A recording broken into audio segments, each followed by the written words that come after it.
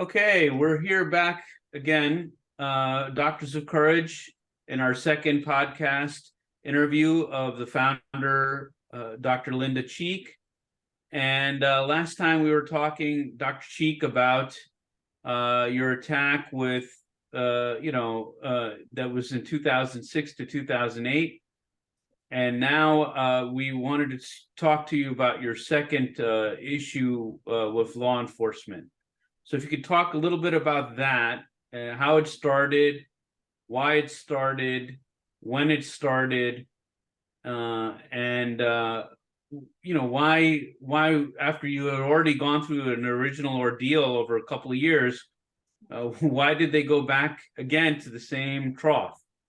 Mm-hmm. Sure. Well, I pretty much know they just didn't want me in the area. Lewis Gale, Columbia HCA at the time did not want me in the area because basically I was healing people and keeping them out of the hospital. So I truly believe this is purely a hospital thing, and basically it's just the organization of the governments and the hospitals that most doctors are not aware of. That independent doctors are just going to be targeted.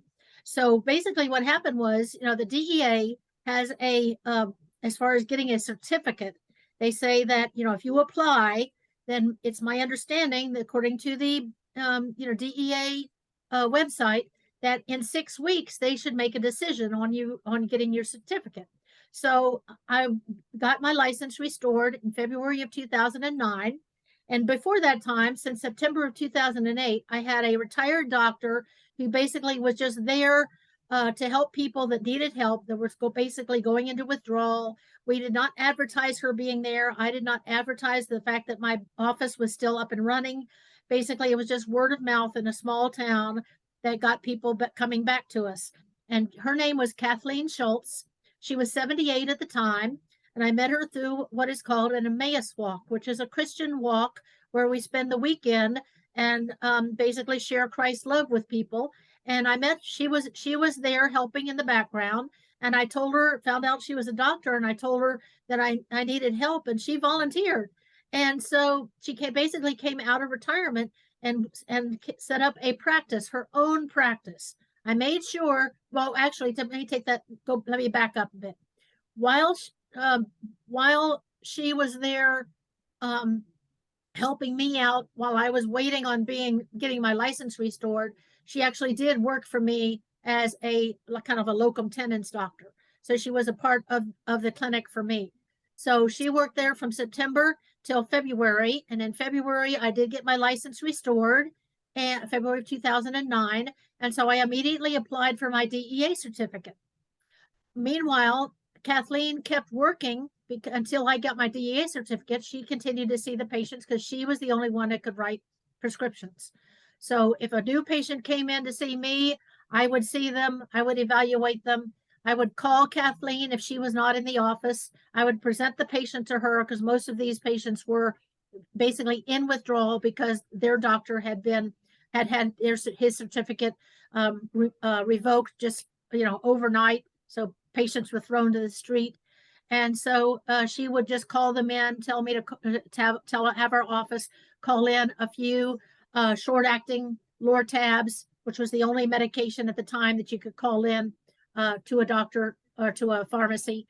And so we did until she could see them that Thursday, because she only came in 1 day a week to see the patients. So I expected to get my DEA certificate within a few months. But while I still had my license and Kathleen was still there doing the prescribing of the opioids, I did set up an agreement with her that was first verbal, because again, I thought my DEA certificate would be within 6 weeks. And so she continued to maintain the prescribing. And I just simply, opened up my practice again to let people know I was in business. So what happened was, though, the DEA did not approve my certification. And so we kept waiting month after month after month. In May of that year, I finally decided to even try to make some calls. So I even called Washington, D.C. and talked to the chief of the DEA there. Everybody just gave me a runaround. Nobody would come up with any answers. Okay. But Kathleen had, when that when we decided to maintain Kathleen doing the prescribing of the opioids, even though I had a license to practice medicine, that at that point she created her own business. She worked out of my office, but it was her business. I wanted to keep her separate because I didn't want her to get tangled up in the illegalities that I was in. So she had her own business. She had her own prescribing pad with her own name and everything on it, and her business. And I was on my own. So we were two separate entities just working out of the same office. And anyone who needed opioids, basically, I just simply referred to her. And then she saw them. She made the decisions on what they got. And that all was said and done. It was all perfectly legitimate. But what happened was in 2010, finally I got in touch with the local DEA agent, Stephen Tomaszewski. He was the same DEA agent that had basically gone after me in the first attack. And I got a hold of him, and I asked him, why wasn't I getting my DEA certificate? And I forget what exactly I did to finally push them into it. But they finally came back and said, your DEA certificate has been denied. So they did not give a reason. They just said it was going to be denied. And so I asked for a hearing. Now, as soon as I asked for a hearing, they have to show proof. They have to show reason. So what did they immediately do? But they raided my office again. This was in June of 2010. So they raided my office. I did go before the administrative judge. That's a pure joke, going before the DEA administrative judge. Funny, that's the funniest thing you've ever experienced. And so I basically they didn't want you to practice anymore. No, they didn't want me to practice anymore. So basically, there was no way to redeem yourself. They just said basically stop being a doctor. Yeah. So did not want people to be healed. Drug Enforcement Agency now decides what you're saying, who practices in the United States and who doesn't. Right. Basically, yeah. Once you're under the attack button, so to speak. So they all work together. Once you get attacked, DEA. that's it. You're done. Yep. And you see that with doctors all over the other thing that we see with doctors today is that their Medicare denies them to be able to be accepted back into Medicare. That's a given too. If you're not accepted in Medicare, you're not going to practice medicine. So right. They have restrictions on doctors for 15 years, even after doctors come out of prison for 15 more years. So they're stuck. If once a doctor has been attacked, he can forget about practicing medicine. Basically. Now, let me ask you: have you found that in any other industries in the United States? I mean, once an engineer gets attacked, can they still work? They can still work.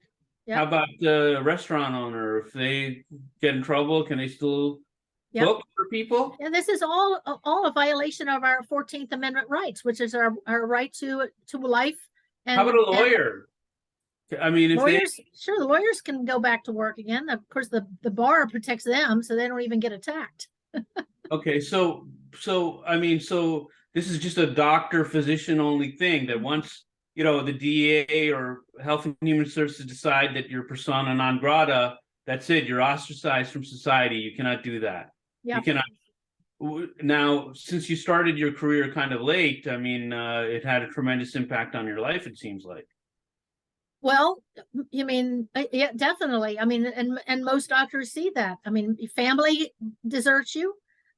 People basically in general think this is what my son said, and we're all back together again. So I'm not, there's no family issues anymore. We're a family again.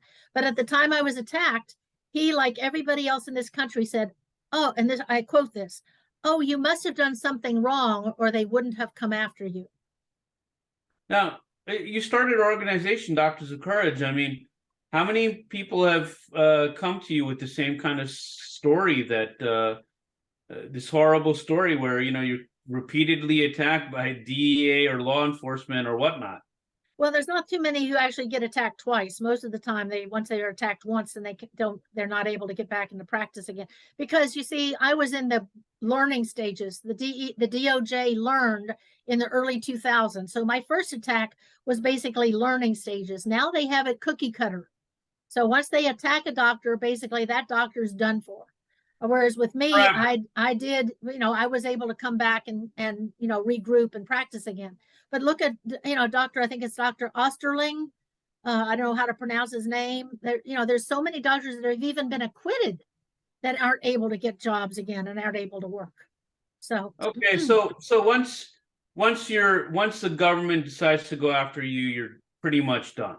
Right. Your That's my career's opinion. over. Yeah. As a physician. Yeah.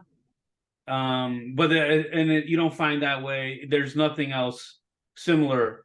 There's no other, if you're an engineer or a computer scientist or but if doctors, it's definitely for doctors a big problem, you would say. And of course, that a lot of that also is the medical board issue. Medical board is involved in this too, just like everyone else, because the medical board is basically now run by the government. When the medical boards were created, they were supposed to be peer review, okay? But somehow or other, they end up now being government appointed with a job of making sure that certain doctors don't stay in the practice. And so we have to do something about getting our medical boards back to being a peer review organization again, and not just a government cleansing of the profession organization. Now, is there a lot of regulations? I mean, why is it so hard to bill?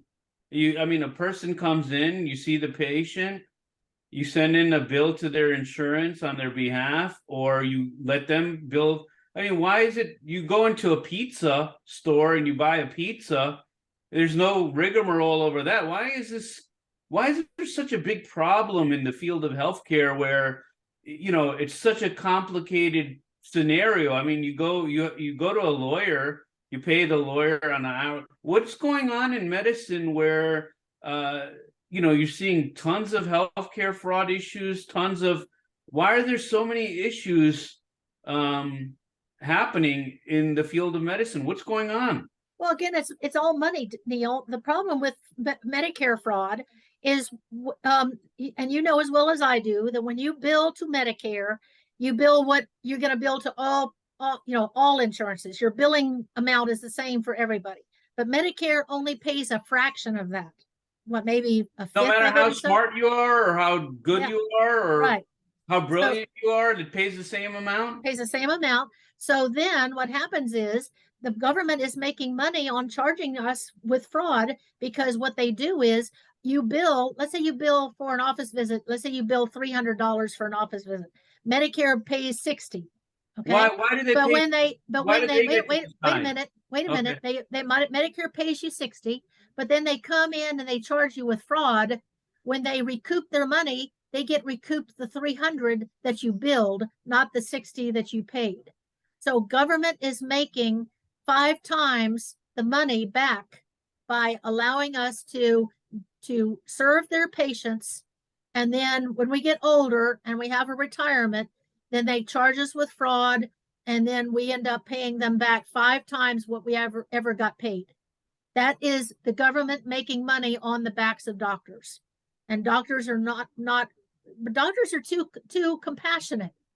Now, of course, they've taken out a lot of the compassionate doctors, and most of the compassionate ones are sitting in prison cells now.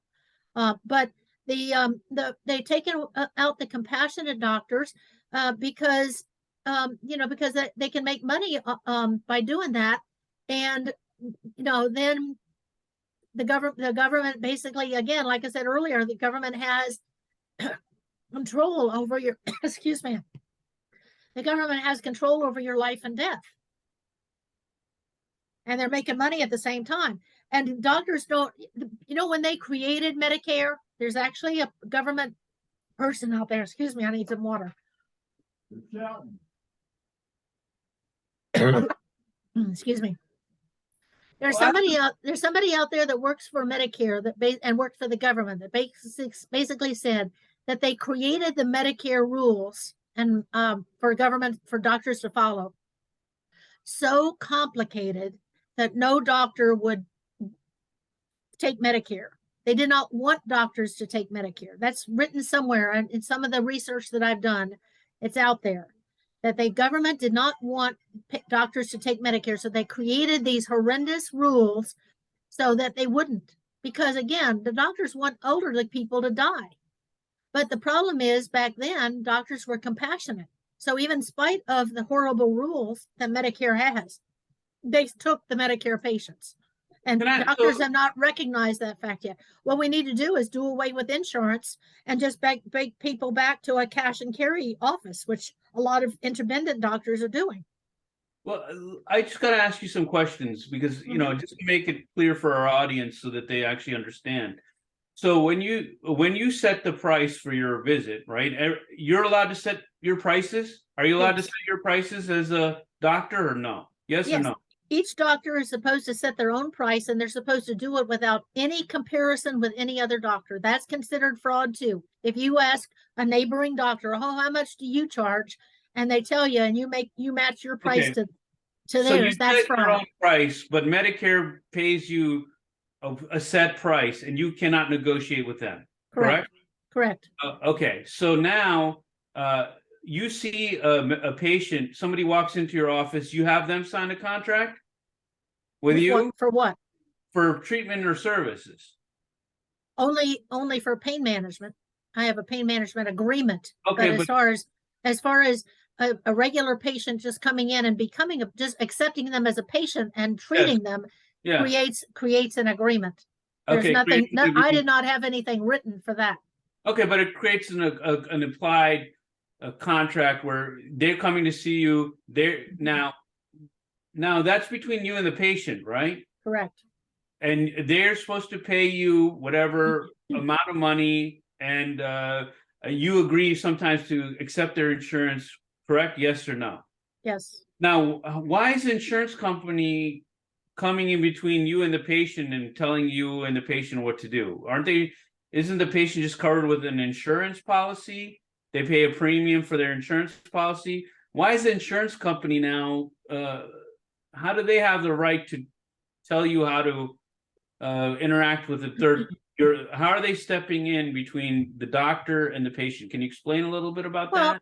Just think about why insurance companies were created. Insurance companies were created to tell the patient, "Oh, you're going to need our services," but then betting you won't, because that's how they're going to make money. But the problem with the cost of with the dependency of people now on conventional medicine, with our destructive lifestyles, with our diet and the way we live now, we are using our Medicare. See, back when insurance was created, I think in the 1940s or so, like I said, people didn't use doctors that much. so there was it's a betting, it's a telling you you're going to need us, but then betting you won't concept was what insurance is all about. But with everybody using insurance now, there are reviewers in the like CMS. That's CMS for people listening to this is Medicare. CMS has reviewers of doctors records to see if something is needed. The problem is these reviewers generally oftentimes don't even have a high school education. And what they are basically paid to do is deny. They get paid for more denials than they do for more approvals. I have a question just for our audience, and I'm a doctor and you're a doctor, so I know a lot of these answers, but just so that we can explain it to them. Now, what is the value of the doctor-patient relationship? Is it that you're diagnosing a patient, or you're engaging in treatment, you're counseling them, or is it the medical note? Are you getting paid separately for the medical note you write for that patient, or are you being paid for diagnosing and treating the patient? That depends on who's paying you, I guess. Really, if you're being paid by the patient, then in my opinion, everything should be the doctor-patient relationship is, you're taking care of the patient and giving the patient treatment. The medical record, when it was created, was basically to cover your, in case something were to happen malpractice wise. And the rules saying if you don't have it recorded, it wasn't done. So our basically our medical records is to basically just validate Does that what work we in the legal did with the profession patient. also? Huh? If in the legal profession, if they don't document something but bill for it, is that also, is there a corollary in the legal profession? If they bill for something but they don't have a documentation for it, it wasn't done? Not in the legal profession. They pretty much do what they want and get paid what they want. Okay, but in the medical profession, if you don't document it, it's not done? Yeah, It's fraud? it's fraud. Okay. I have a question. Now, are there any laws or, governing on how someone should document? Um, I don't know if there's actual laws because really medicine is supposed to be governed by the state. So unless there are state laws about documenting, and I think there are, I think like in the state of Virginia, there are some rules about documenting. I've never really gone into those rules or Okay. laws, but there should not be anything federal because Who invented medicine is documentation? supposed to be governed by the state. Who invented documentation? Is there a doctor who invented documentation? I hear about the SOAP note. There's one form of documentation, right? The SOAP, subjective, objective assessment plan. Are there other types of documentation? Are those types of documentation allowed? Or is it only you have to do the SOAP note or HPI? You have to do it, otherwise you're a criminal? Or can a doctor say, no, I want to invent my own type of documentation? Can they do that? Or is it a regimented thing? Do you know? I don't think it's regimented. I think every doctor has their option because really those older doctors, those are now in their 70s and 80s. In many cases, they still have basically the same kind of note that Dr. Hilton had. Dr. Hilton basically just had the date, the history of present illness, basically patient coming in for medicine refills, and then a short little. He didn't really hardly put anything. Then he just diagnoses the diagnoses that he was given the patient, and that was it. I mean, his notes were maybe about 3 inches long on a piece of paper. Okay, and a lot of the older doctors are still that way because that's the way it was back in the 50s and 60s. Or maybe even later than that, because 50s and 60s, I don't even think they kept notes. Probably more like the 70s and 80s. And but those older doctors, because those notes are so brief, are the ones the government is going after and saying you've committed fraud and you have no documentation of what you're billing for, and they're being charged with fraud, and their government is Just making because they have a small note. But in many foreign countries, they don't do notes at all or whatever. So it seems to me that medicine has now morphed from what you're explaining to me into a documentation. That matters now seems more than the diagnosis or the treatment of the patient is the documentation, correct? Correct. Okay. As far as being charged, yes. All right, so let's talk a little bit now. Let's go back. Thank you for explaining that to me and the audience. Can you explain a little bit now about the DEA, and we talked about Controlled Substance Act. Can you talk a little bit about overprescribing? What is overprescribing? What's the definition of overprescribing? How do they define overprescribing? What is that? That's a legal thing, because really there is no in medical. If you're a doctor treating a patient, there is, I guess, an overprescribing. If as a doctor would be, okay. I'll give you an example. I was a heavy methadone prescriber because methadone is cheap, methadone is effective. And what does that mean? You're a heavy methadone prescriber compared to a lot of my it was one of my primary opioids that I prescribed in Southwest Virginia because it was cheap. Uninsured patients could pay for methadone, and it was a very effective medication, but because it's long acting, you have to be very careful how you prescribe it. So let's say overprescribing would be if a naive person came in and you gave them 120 milligrams of methadone to take daily, that would be overprescribing. That would kill them. Okay. So basically, if a doctor were to give them something that was beyond what they could use and what would actually help them, that would be an overprescribing. But nowadays, basically, the law is saying basically anything that you prescribe that they want to call overprescribing is overprescribing. And the problem is the jury believes that every doctor prescribing any opioid is a criminal because they're prescribing opioids, and opioids cause addiction. So, we're caught because of the propaganda, not because of the actual medical. Do opioids need. cause addiction? No, opioids do not cause addiction. No drug causes addiction. And that is explained through the What science of about homeopathy. caffeine? Does caffeine cause addiction? No, caffeine does not cause, no, marijuana does not cause addiction. How about nicotine? Does nicotine cause addiction? No. Nicotine relieves all of these drugs that people take, that they say that they, take habitually. Okay. So a smoker that continues to smoke, are doing so because of the anxiety that the drug relieves. All the time, if you go to an addiction center where there are addicts, like for example, an AA meeting or whatever, and you ask them what was the first thing, how did they first get addicted to whatever drug they have, they generally will say that when I took that drug, I immediately felt so much relief. All my problems basically disappeared, and I felt relief. And so naturally, anybody who feels relief with something, if once that medicine wears off, they're going to come back to it again because it relieved their anxiety. That's really what most of the anxiety that people have nowadays is because of acidity in their body and toxins in their body.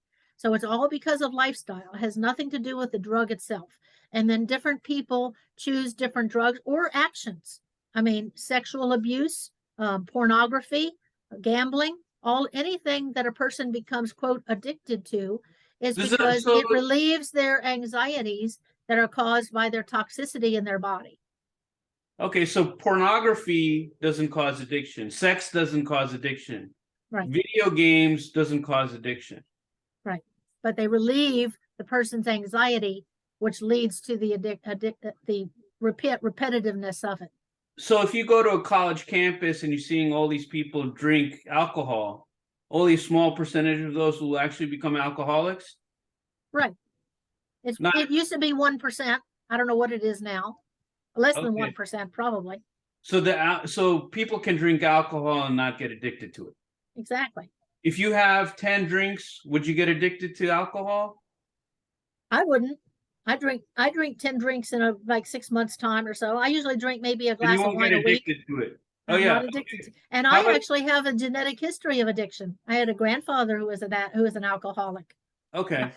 So I just want, so there's no correlation between how much you do something and whether you're going to get addicted to it. If you played a lot of video games, you wouldn't necessarily get addicted to the video game. Right. If you played Pac-Man 20 times, you wouldn't necessarily get addicted to the Pac-Man. If you had sex 20 times, you might not get addicted to sex. Mm-hmm. It has to do with the anxiety, you're saying, and relief of anxiety. Or if you like something, sometimes you might get addicted to, right? I see people who do these extreme sports, right? They call them rush addicts, or they're addicted to now how do you treat an addict? I mean, if a person's an addict, how do you treat them? Well, to do it correctly, you would change their miasm. Of course, that's getting into the homeopathy. And I would recommend everybody just watching the Real Cause of Drug Abuse video that's on Doctors of Courage and also on my other websites, and learn, the science of homeopathy, because addiction is housed in the miasm of luteism. And it's what I consider to be the worst miasm. It's the miasm of anxiety. It's the miasm of basically most all diseases like COPD, heart disease, and so on, fibromyalgia, most all chronic diseases. Addiction is just like every other chronic disease. It's just when you are in the miasm of luteism, it's your genetic background and also your just, what relieves that anxiety, that your body will choose what disease is going to be expressed. So a person that's in the lutetic miasm might be expressing heart disease instead of addiction, or they might be expressing addiction instead of heart disease. So it's basically has to do with the toxicity in the body leading to the miasm of luteism that causes addiction and every other chronic disease. Okay. and All right. it can be fixed. The thing is, you people just need to cleanse the toxins out of their bodies, and that can be done. And that's what I was doing with my patients. I was literally helping people end addictions if they had an addiction. I actually had people come in and do auricular therapy that had one lady had a 25-year history of smoking, and we did one auricular treatment, and she never wanted a cigarette again. The energy is more potent, is the most potent science there is. Energy medicine. And that's what auricular therapy and acupuncture and homeopathy are. They're energy medicines, not pharmaceutical medicines like, conventional medicine is. I see. And so this is a very interesting interview because to me, it seems like just talking to you during the interview that you seem to have been more attacked for your mentality or your opinions on how medicine should be practiced versus any real criminal behavior that, one can say. I mean, since your attack, they've arrested numerous doctors, correct? Yeah, over 2,000. Okay, now, and these are the worst offenders? Oh, I don't know. I am only able to gather the records of those that have been written up in the media. So I Okay, don't know how bad. I mean, I personally, I don't consider any of them to be the worst. I haven't found a single doctor yet of over the 2,000 that have actually committed a crime. okay, but they prescribe opiates or controlled substances to a very large degree, correct? Correct. So when they arrested them or took away their license or whatever, did that have an impact? Did that reduce addiction? No, actually, addiction is climbing. It's an exponential curve now, and if people understand, exponential curves are curving upward very sharply. Okay, it stayed rather flat for hundreds of years, but now it's going up, and it's going up now to where the rate of addiction will double every 9 years. Was when I first started this about 5 years ago, and it will be doubling at the rate of every 4 years by 2030, or actually I think it's by 2025. We'll be doubling every 4 years. So it is exponentially increasing, and we see that in the charts. That the problem is, though, you see, the government still blames opioids, and therefore they're blaming doctors because that's where they can make their money. And they're ignoring the real cause of addiction, and the rate is going to go up. So they're just going to get tighter and tighter and charge more and more. As you can tell, they're ignoring the Ruan Supreme Court decision. They're still charging doctors. Doctors are still taking pleas. Doctors are still being convicted. So, the only way to get out of this is for people to learn that drugs are not the cause of addiction in the first place, and that the whole purpose of the Controlled Substance Act was to attack minorities. We know that in 1970, Ehrlichman even said that Nixon was signed the Controlled Substance Act into law in order to attack the marijuana and the hippies and the anti-war activists. So that was the attack on marijuana, which we now know 50 years later, marijuana is a reasonable medicine that does help disease. And it takes 50 years to stop propaganda. So we've started the propaganda against opioids in 1999. And so in 50 years, 2050, we should be able to turn it around. I'm hoping we can do sooner than that. I'm hoping that if we can get people to understand what I'm trying to teach, that we can stop the propaganda sooner than the usual time that it takes propaganda to run its course. Well, that's very interesting. So addiction is on the rise, you're saying. Now, is it controlled substance addiction, alcohol addiction, sexual? Is it all types of addiction, video game addiction, or just controlled substance addiction or opiate addiction? Yeah, I've only seen the graphs on the controlled substances and illegal substances. So I've only seen those graphs. And of course, the worst one now is fentanyl. It used to be heroin. Heroin is now kind of down a little bit, but fentanyl is up because it's so much cheaper and easier to get in, easier to smuggle in. And what people need to realize is that we can stop all of this. We can stop the border issue. We can actually make money on drugs when we legalize them. Drugs can be taxed. People can even raise their own opiates in their yard. Right now, you can't have opium. You cannot have, um, shoot, now I've forgotten the scientific name for opium, but you cannot raise the one that they raise in Afghanistan and Mexico. In the United States, it's illegal. But if we legalize drugs, people can have raise their own plants and make their own, and heal themselves. It would be no problem. Be back like it was in the 1890s and earlier. I mean, opium was a drug that was over the counter. That's the one thing, besides just raising plants yourself, because now they can do that with marijuana, in a lot of the states. But instead of raising it yourself, they can have drugs that are over the counter, that are legal, that are, checked and will not contain poisonous additives like the black market drugs do. We've seen by prohibition that every time something is made illegal, that it raises the strength. Like moonshine, when during prohibition became much more stronger than just your typical wine and alcohol. And then they add the poisons, like make the moonshine and out of wood alcohol instead. And so that's just basically history repeating itself with what's going on now with the opioids and fentanyl. So legalize all drugs, and we end the border problem, and we make money off the taxes selling the drugs over the counter, and stop the deaths, the overdose deaths. What about it's arresting basically doctors? and the government will make money instead of spending it. What? Should they stop arresting doctors? I mean, they arrested 2,000. What happens if they arrest 10,000 doctors? Would that solve the problem? No, I mean, it's just basically job security for the DEA and the DOJ. That's all that is. So arresting 2,000 doctors didn't solve the problem.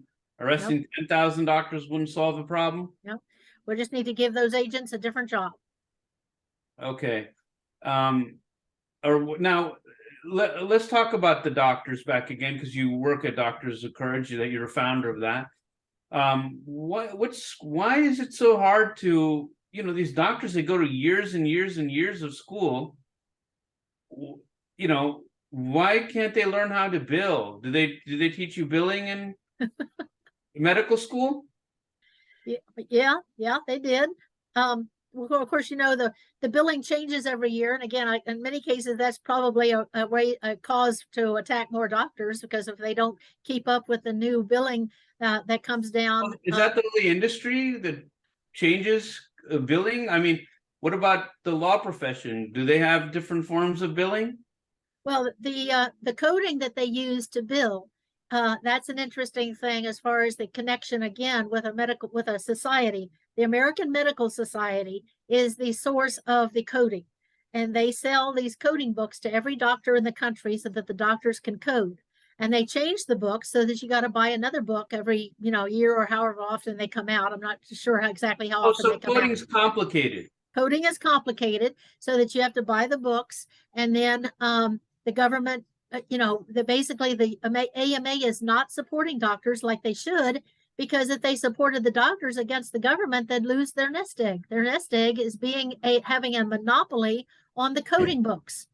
And so again, basically, if I were to try to talk to doctors, I would say, give up insurance totally and just go into a cash and carry office. The problem is, of course, the government now has everybody in the hospital, hospital owned. So that ain't going to happen. Doctors get attacked for taking cash? Yes, they actually do, because then they are basically charged with, they're charged with a crime. Or well, actually what they do is they stigmatize the doctor for taking cash, saying that this doctor is a street pusher, a drug pusher, because they take cash. Because they take But cash. if they took insurance, could they get in trouble for that too? Sure, they still get in trouble if they take insurance too. They just get in trouble if the government's targeted. It seems like a catch-22. Whether you take insurance or cash, you can get in trouble. It is. That's why I tell people that medicine is not a profession that anybody should enter. I'm sorry. If we. Okay, but let me ask you. So it's a destructive profession. You did 4 years of medical school, right? And 3 years of residency. And then 3 years of residency, so 7 years of school. Yeah. And how many years do you spend on billing? How many years did you, or how long did you learn billing for? Oh, shoot. Maybe I don't even think they taught billing the codes in in residency. I think you basically just know, they just say, here's your code book. When you start to practice, you just find your diagnosis in the code book, and you're basically just, going by the seat of your pants. Oh, okay. So they didn't really teach that in medical school. So they expect, so you're saying that that could be a part of the problem. The doctor goes through 4 years of medical school, then does several years of residency, and then they want you to learn now a very complicated coding and billing system. And now also, in terms of the prescribing, this controlled substances, is it easy to dose a patient? Is it Oh, yeah. It's easy to dose a It's easy patient? to dose a patient, sure. And do the Once you have dosages once you change? have the knowledge and experience of how to treat pain, yeah, it's very easy. Now, do the dosages change per person? Is it based on weight, or is it very individualized? It should be very individualized. Okay. So it's a complicated thing. You're telling me, so it's a very complicated thing, and it seems like to me that it's so complicated, but the government expects you to know all the complexity, not only know medicine, not only know how to diagnose and treat a patient, but also to how to bill properly, I guess. So, and how to diagnose properly, how to calculate dosages properly. And then it seems like you were talking, when you're talking about overprescribing, you cannot be, should a doctor, I mean, how does a doctor know whether, they're overprescribing, methadone, say, versus another? Because there's millions of methadone doses are sold around the country, right? They're very heavy prescribers of methadone all around the country, right? How does the DEA, or how does the government know whether you're overprescribing, you are overprescribing Dr. Cheek versus another doctor? How do they determine that? It's not really a case of whether you are or aren't. It's just a case of, if you've been targeted, they're going to make anything you do be overprescribing. Now, and they'll use everything against you that they can. And if you're not overprescribing, then they basically force patients and force other people with you, force your employees to lie and commit perjury on the witness stand against you. That's what happened in my second case. Dr. Schultz wrote all the prescriptions for all of the patients that needed opioids, or she ordered them over the phone if the patient needed something before she could see them. But what happened with her was that, and I found this out after my trial, because on my trial, she got up and she said she never talked to me on the phone. She flat out lied on the witness stand. And when she, after the trial, I asked my lawyer if I could talk with her to get her to testify for me at my sentencing as a character witness. And my lawyer said yes. So I went to Kathy's house, and I sat, and when I first started talking with her, I said, Kathy, you put me in prison. And she says, no, I haven't. And she said that was such, security in her thinking. No, I haven't. She said, they came several times and talked to me, and basically, you're just going to get a slap on the hand. You're not going to be going to prison. Okay. And I said, what do you mean they came to you and talked to you several times?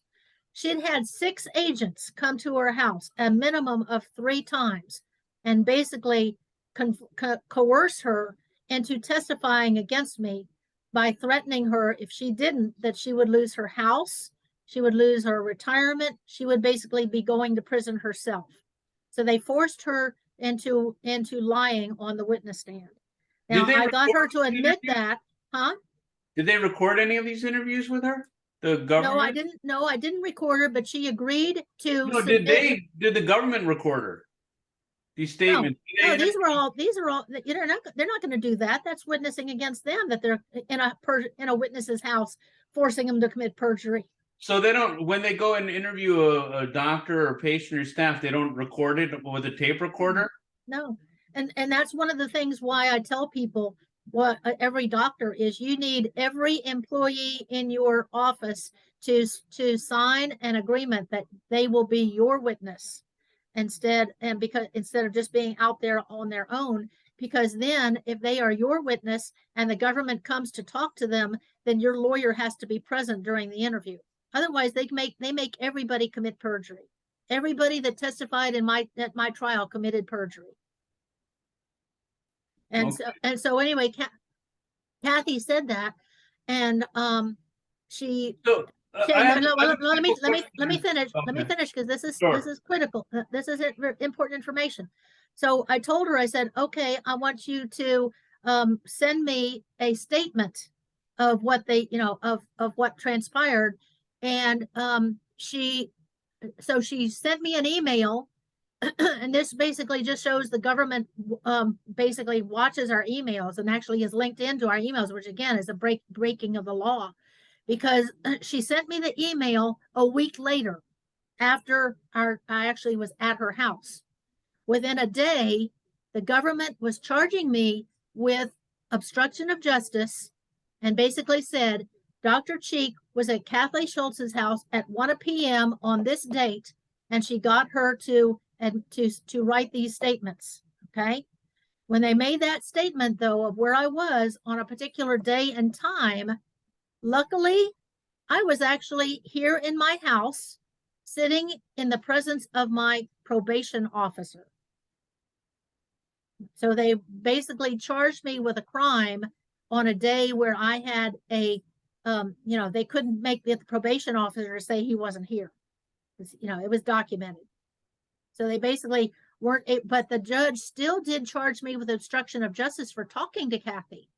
I said, but I got my lawyer's permission to do that. You see, because the judges are in this too, Neil.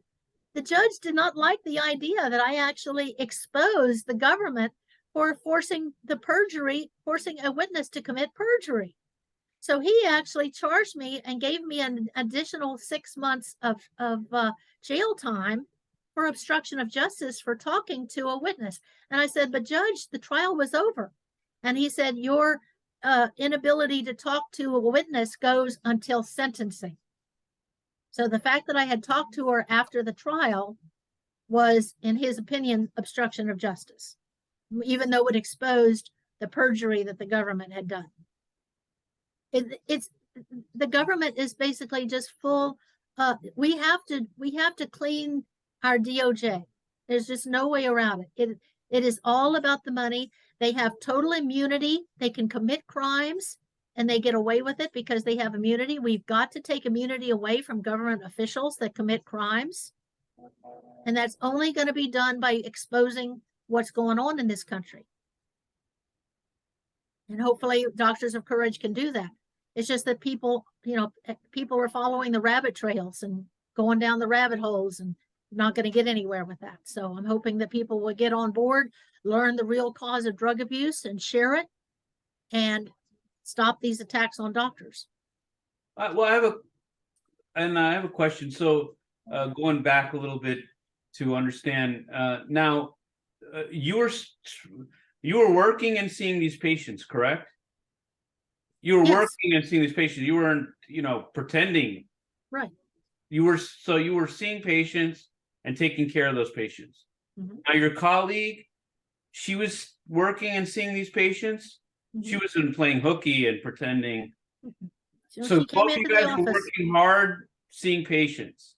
Yes. But the government did not like the way you were treating those patients. No, the government just had me targeted. It had nothing, and the fact that patients were being fixed and healed and cured and back to work and so on. The expendable people, which are probably now more than 50% gone. My guess is at the time of in 2012, after my clinic closed down in 2011, I found 15 of my patients, which was 10%. I only had at that point about 150 patients. 15 of them were deceased. So 10% of my patients died in the first year. Well, 150 is not a lot of patients. 150 is not a lot of patients, because at the time, without a DEA certificate, see, I wasn't going to be telling people that I could treat pain. So again, I wasn't advertising. It was just by word of mouth, people were coming to me. The Okay. government and the hospital just wanted me out of business. Government does not want people healed. The government wants people, pretty much wants people, especially the expendable ones, dead. And that's who I was treating. That's just a tragedy. And I was getting people, who were on disability, off disability, and working 2 jobs. That's just a tragedy. It is a tragedy. Looking back now, would you say going to medicine it was a mistake? You would have been better off as a teacher with a pension and all that?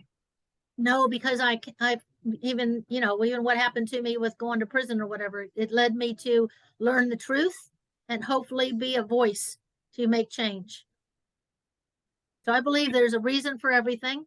I believe in Jeremiah 20, 13, I don't remember anyway, but he said all things work good for people who, believe in God and do his work, do his, I'm not a big scripture memorizer, so I'm not. But okay, well, there's still some questions I have to ask. I mean, I know you're very influential. I would like to talk about the United States versus Ruan decision, Khan decision in the Supreme Court last year, June 2022.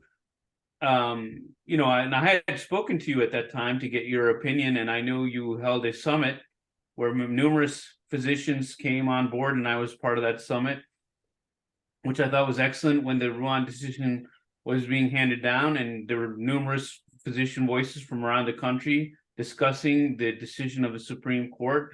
Can you just recap that for the audience and talk a little bit about what that was, what was the importance of it, and its effects, in our society and of that decision? Because Supreme Court year many. Right. Basically, the decision was supposed to say that to be charged and convicted of a crime in prescribing opioids, that a doctor must actually be doing it in a sense of a street drug dealer, in that there has to be what is called mens rea, which is knowing that you are committing a crime and doing it. And that's not the case with doctors treating pain. Doctors are treating legitimate patients with a legitimate pain, and they should not be charged with the Controlled Substance Act.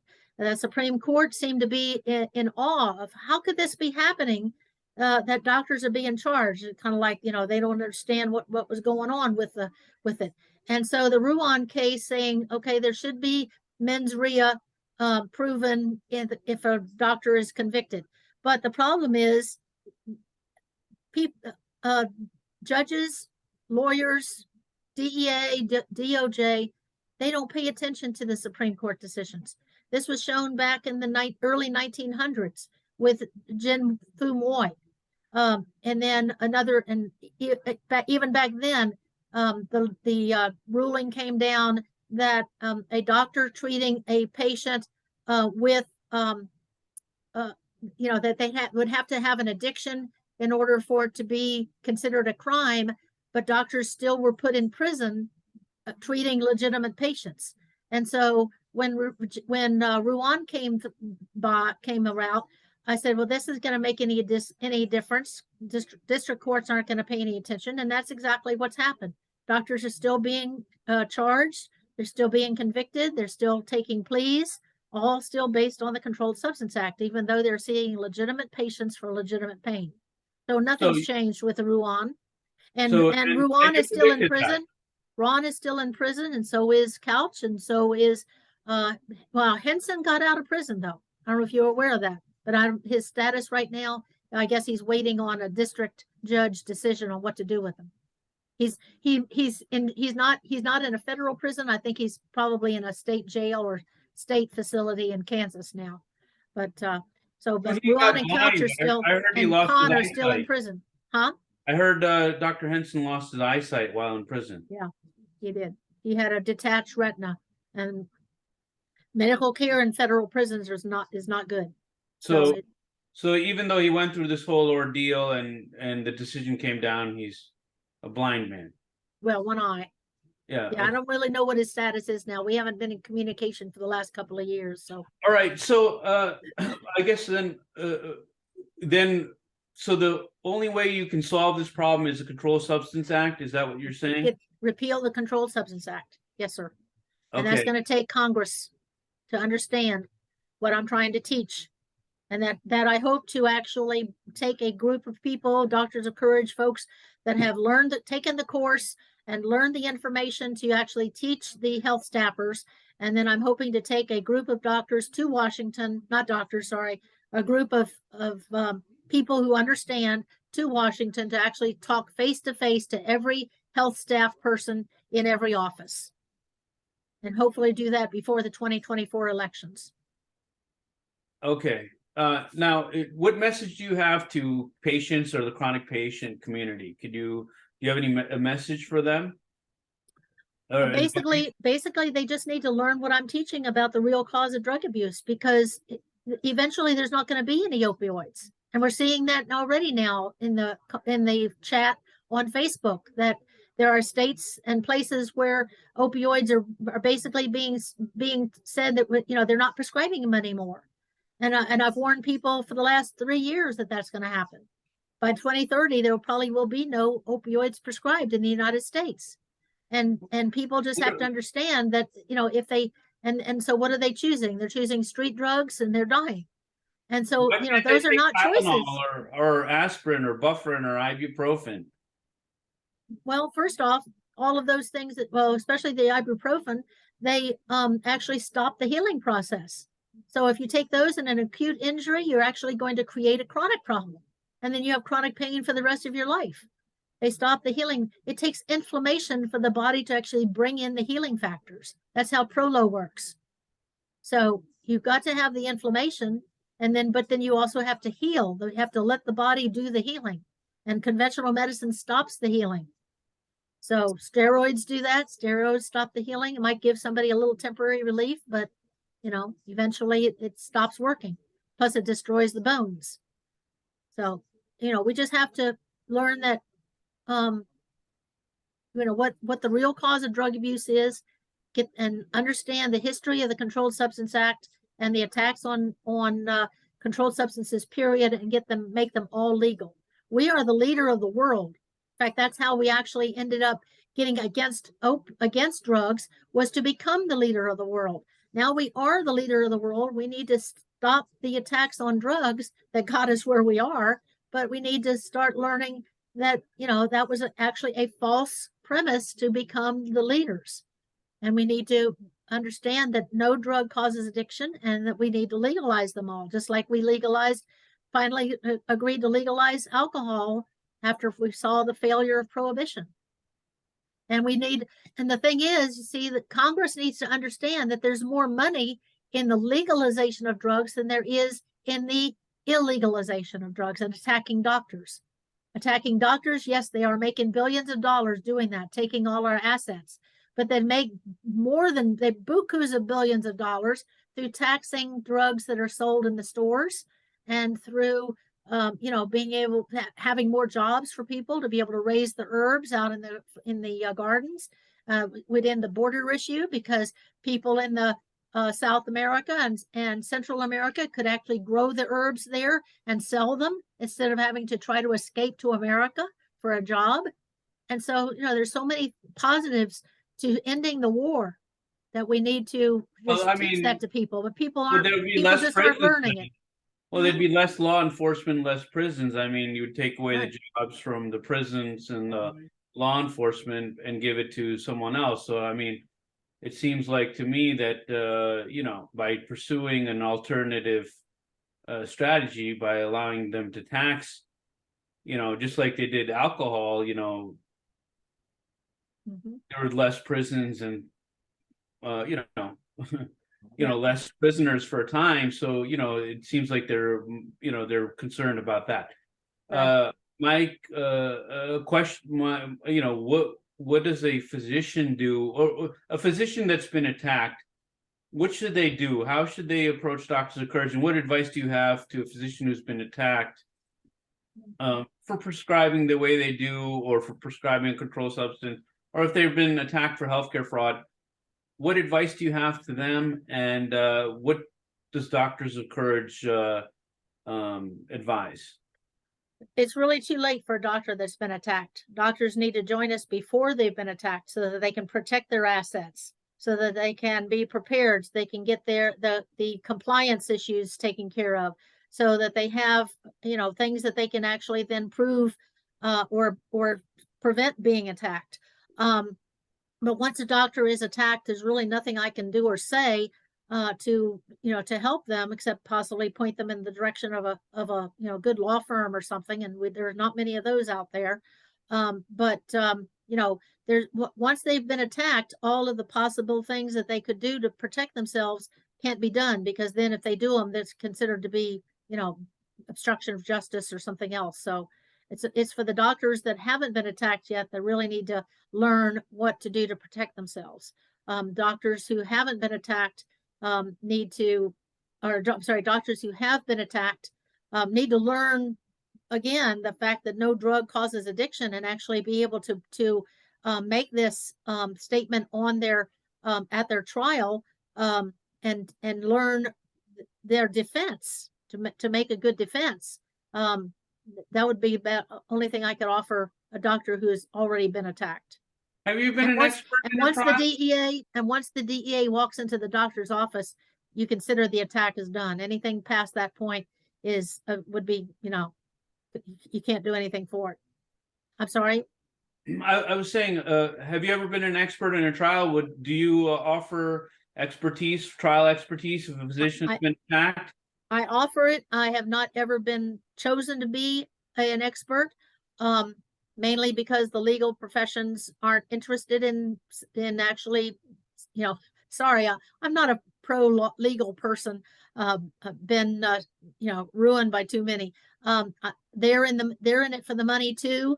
And so very few, in fact, I just haven't found any lawyers yet that are willing to use me as an expert witness. So I offer my services to anybody that's out there that would like to use me as an expert witness. So. Okay, and then for physicians that haven't been attacked or whatnot, do you give lectures around the country? What are you actually doing for the physicians that are not attacked? You mentioned those. Could you just? I have an e-course that everybody needs to take first, and that is simply the e-course that teaches people what the real cause of drug abuse is, and it goes through all of the different alternative medicine concepts that you have to understand that. And then once I get enough doctors to take that course, then I have another course that I am developing. I just haven't finished it yet because there's not enough people out there interested yet. That I will actually then teach them how to protect their assets, what to do to protect themselves from attack, and so on. That's called the Hippocratic series, but I haven't started that yet because we got to get more people to take the first e-course, which I hope to offer again in the next few months. So, and every, say twice a year, I hope to offer it twice a year. So hopefully as this video will be listened to longer. Although, when I started this in 2016, I really thought with the information that I was sharing with people that this problem would be ended in a year. And if people would ever adapt what I am teaching, it could be over in a year. But they're just not doing it. Now, whether that's God's decision or whether that's people avoiding God's directions or what, based on their own, reasons, I do not know.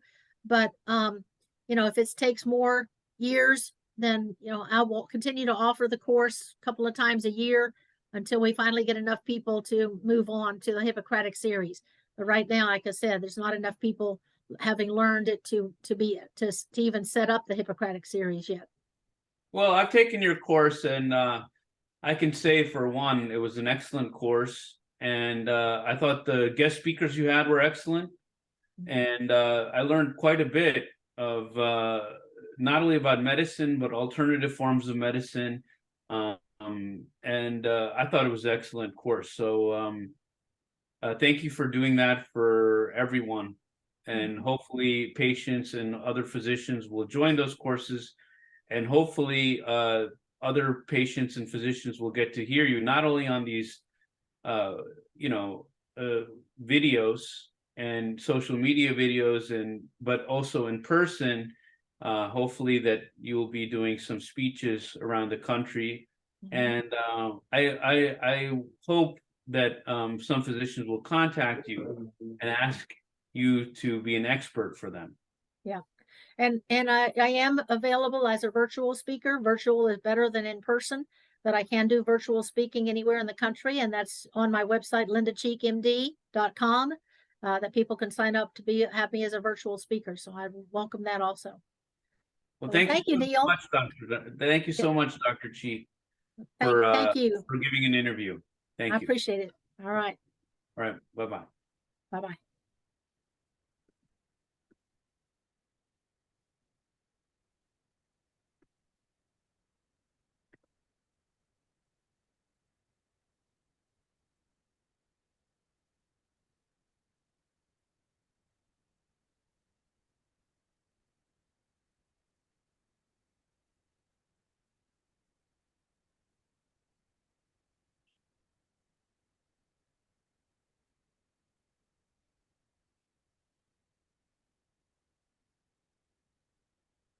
None.